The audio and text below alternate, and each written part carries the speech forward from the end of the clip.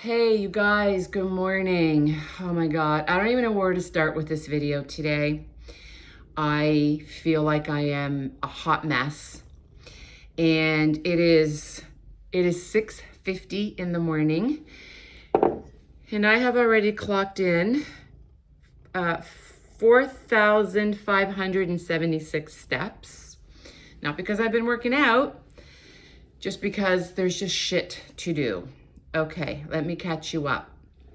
So I've been in my grooming uniform because I got a call from my daughter about half an hour ago. She's not feeling well and she's asked me if I could go into the salon and cover for her today. So I will be doing that. And you guys, I tried to do this video, make this video for you about 3 days ago. I was at my parents' house and they have no internet. They're Portuguese. They don't even have cell phones. They're still living like they're in the old country in the village. Like I went into their basement and I was like, Mom, you don't have to, I'm not joking, you guys. I should have taken a picture of it. Probably like 8 bags of potatoes, 10-pound potatoes in the despensa, which is like in a cold cellar, covered with blankets because she didn't want the frost to get at it. And it's just smelled like Portugal, the mold and the mildew in the back of this house. It's just really a cement room. Anyway, oh my God, Gatinho. Sorry guys, you know he's glued to me. Make an appearance, say hi. Okay, now you gotta go. So I went back home because this video is going to be, my thoughts are so discombobulated. This is probably not even going to be coherent or flow. So, hi, for those of you that are new here, I'm Emily. I want to start by saying thank you, thank you, thank you.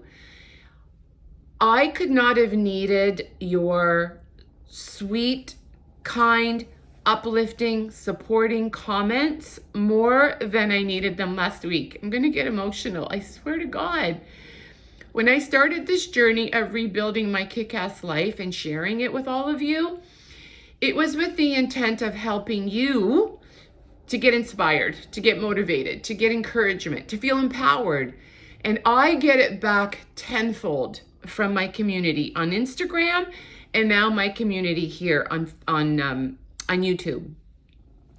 So I made a video last 2 weeks ago maybe, and that video was prompted by one of my subscribers that said to me, how did you acquire such a gorgeous home? Because I had done a video on the tour, my first purchase after my divorce, and it was a tour of my house.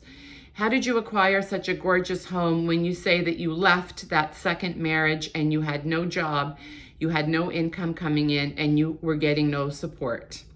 And so I did a video on that and how I did it, because for me, failure was not an option.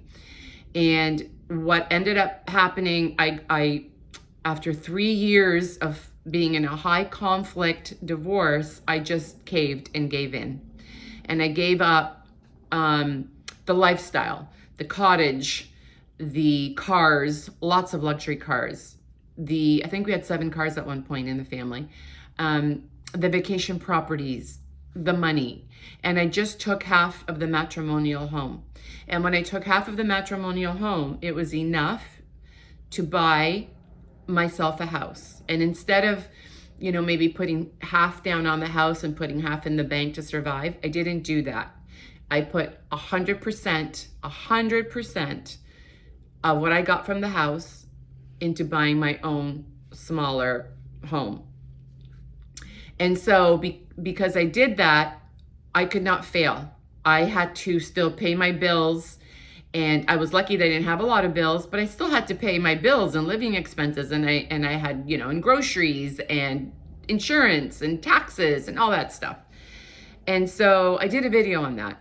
And from that video, I got a lot of new subscribers. And I had so many people say, thank you so much for that video. It's inspired me, or it's encouraged me. And I like how you're not playing the victim. and it's so hard. And then it prompted other questions like, why did it take 3 years? And did it really cost $300,000 for the lawyers? Which it did. And so I'm going to do a video on that, on what it actually cost and why it took 3 years. But the point today is, I was reading all my comments, and I even had one new subscriber, or maybe she was an older subscriber. I don't honestly know. But she said to me, no, she's a new subscriber, because she said to me, and I'm sorry I don't remember your name if you're watching, I subscribed instantly because I am here to help you realize your dream and move back to Portugal, because that is what I want to do. And I said in a previous video that my goal and my dream is to, I've had the money, I've had the Rolexes, the diamonds, the cars, the Mercedes, the BMW, the Porsche. I've had that whole lifestyle.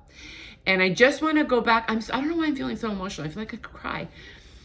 I just want to go back to living a really simplistic life, and living a life that is really fulfilling. And I did a video on that, on why I want to go back to Portugal. I was born there. I moved to Canada when I was 7.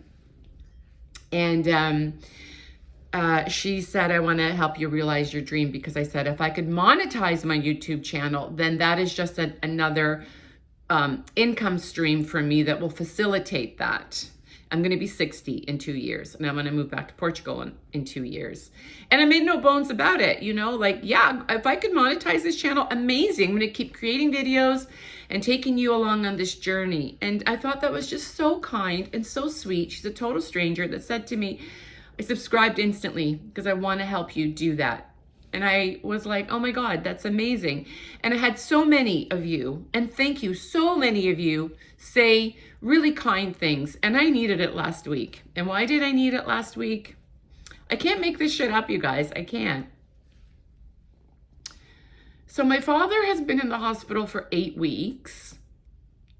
And I've done videos on being in the sandwich generation, where you worry so much about your parents. And then I have friends that are getting sick, that are fatally sick, cancer and stuff like that. And then of course I've got kids, and they're adult kids, and I've got a sore back. That's why I keep doing this, because I don't know what is up with my back. Anyway, it's not about me. I've got kids, and I worry about them as well. I've got 2 that are pretty, set, but still, you're always worrying about your kids. Anyway, I got a call that my mother, so my dad's had like 4 strokes, congestive heart failure, aortic aneurysm, high blood pressure, diabetic. I don't even know how he's still hanging on. And my mother had been his primary care provider.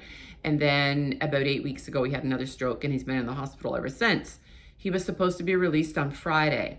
I got a call last Wednesday, about a week ago today, that my mother was on her way to visit him at the hospital, and frazzled and stressed out. It was raining. She doesn't see very well. She's old. She doesn't like to drive.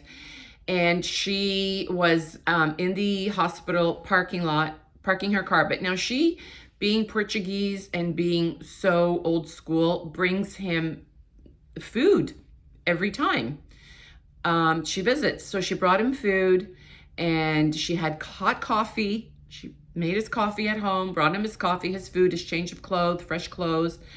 And she was getting out of the car, and she forgot to put the car in park. And as she forgot to put the car in park, she took her foot off she had opened her door. She took her foot off the brake, and she's old, and her hands are full, and she's kind of frail. And the door was opened, and it knocked her onto the ground, out of the car. And the car, you guys, ran over her, pinned her under the car, and dragged her. So now she's in the hospital, and I went home 3 hours away. Actually, that's not true. I have a younger sister who lives in Ottawa, Ontario. She got the news, and she went home first. She was there for 2 days. And then they released my mom from the hospital, but she's black and blue and bruised and banged up. She's going to be okay. She's going to be fine. Well, I mean, she's never going to be the same, let's face it, when you're that age. But she went home. And so I went home 2 days later. And then I was with her for about 3 days. And then my other sister was going to come and take over. And I tried to do a video while I was there for you guys to say thank you for all the new subscribers and to say thank you for the kind messages, because I was just at a point where I really needed that. Anyway, I'm back home now. I came home, you guys, and I slept for 12 hours. I was emotionally exhausted. Emotionally exhausted. It is such, I just never even thought, like, it just sort of hits you. Sorry, I'm getting a text from my daughter. Oh my God. It just sort of hits you. I feel like it just hits you like all at once. Like you don't think about it. And then all of a sudden you're in the thick of it. You've got ailing parents. They're in the hospital. Your friends, you're 60. You're having like my back and my knees. It's just like, oh my God. So the point of my video today, honestly, you guys, is that we just have to keep on keeping on, and it is okay to ask for help. I am the worst person in the world to ask for help. The worst. I have this thing that it's like, it's a survival mechanism, that it's like hyper independence, where I can do it on my own. I don't need anybody. And that's because I've been disappointed so much over and over and over in my life by people, that I've just decided somewhere in my brain that I don't need anyone. I can take care of it. I can handle everything. I'll just do it myself. And it's a coping mechanism, because I don't want to be disappointed anymore. I don't want to be let down anymore. And I would just rather take care of everything on my own. But you know, while I was in Belleville, which is where my parents live, I solicited the help of neighbors. I've got animals in my house. I've got 2 dogs. I've got 2 cats. I solicited the help of my daughter. I solicited the help of friends. And so it's really hard for me to ask for help.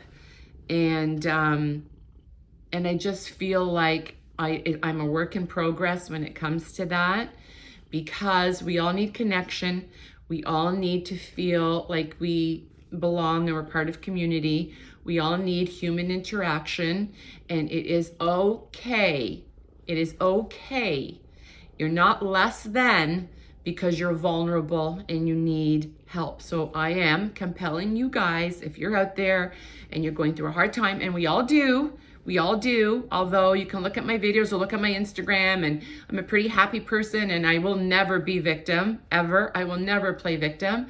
But there comes a point in our lives where it's okay to reach out. It's okay to cry on somebody's shoulder. I could cry right now, to be honest. It's okay to feel overwhelmed. And it's okay to feel like everything is, like you're not in control and everything is just spiraling out of control. And that's sort of what I'm feeling like right now. And I know it's only temporary, because I know that this too shall pass. I know that. But it's also okay to take that moment to cry, to feel it. You know that saying, you need to feel it to heal it, to feel that things are just not perfect in your world right now. And that's okay, because perfect doesn't last forever, and perfect isn't even real. But take the time to enjoy the highs, and then don't get too low when you're in the lows, because the highs aren't forever, the lows aren't forever, and we just have to learn to sort of live at an equilibrium. Anyway, I'm getting still text messages from my daughter, so I don't know if she needs me, because I don't have my glasses on and I can't really see what she's saying. She's probably just briefing me on the groomings that are supposed to be done today. Anyway, I'm rambling. Thank you so much. Appreciate each and every one of you. I will, at the end of the video, I think I took some pictures of what it's like to live in a Portuguese house. with all the Santa Marias everywhere, the picture of the Last Supper in the dining room, the remote control that I had to tape because she didn't know what all the buttons were for her TV. Oh God, that was such a chore. We had to bring the TV up from the basement, lay her on the couch, get her portable phones, because she still has the landlines with the cords. The rotary. She still has that. And anyway, she's well looked after right now. There's there's 4 girls. So she's with my sister, my mom. It is just such a worry. And my mother is an angel. She's a complete saint. I am so in awe of the strength that woman has for the life that she has been dealt. So I'm going to cut this off because I have my daughter still texting me. Oh, and speaking of my daughter still texting me, and I'm going to cut it off to go tend to her. As you guys know, I'm sort of affiliated with the Bachelor Nation world. They just announced the new Bachelorette, which is Joan. Let me know if you want me to recap the Golden Bachelorette, if you're interested in that. I am so thrilled that they picked Joan to be their next Bachelorette. I'm really interested to see her love story unfold. I think she's 62 years old. I'm so thrilled that they picked her. And why am I thrilled that they picked her? Because Joan was one of the contestants on the Golden Bachelor that eliminated herself from the show because in the middle of taping, her daughter had a baby, and her daughter called her in the middle of the show and was not doing well. She was really suffering with postpartum depression. And Joan, God love her, said, okay, I'm sorry, I am tapping out. My daughter needs me, and the most important thing in the world to me are my kids. Even though they are adults and she was on her journey to find love again in her 60s, she gave all that up because her priority was to go home and take care of her daughter that was in need and really struggling and really suffering. And that is a woman that I respect. That is a woman that I can totally relate to. Nothing on this planet comes before my kids. I'm gonna cry again. What is wrong with me today? Oh my God. Anyway, so let me know if you want me to recap the Golden Bachelorette. I don't know, is this menopause? Is this hormones? I'm like a mess. I'm a hot mess today. If you do, I will recap it for you. I don't think it's going to air until September. Anyway, guys, thank you all so much. Love you all so much for being here. Follow me at Instagram, Mama Moynes, where you get, if you like this content, you get just more of the same, just in shorter little snippets. Have a great day.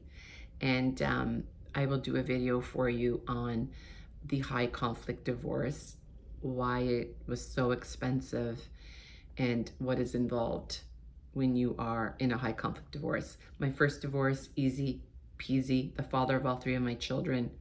We negotiated everything together. I gave up my right to spousal support. Actually, that's not true. I didn't give it up.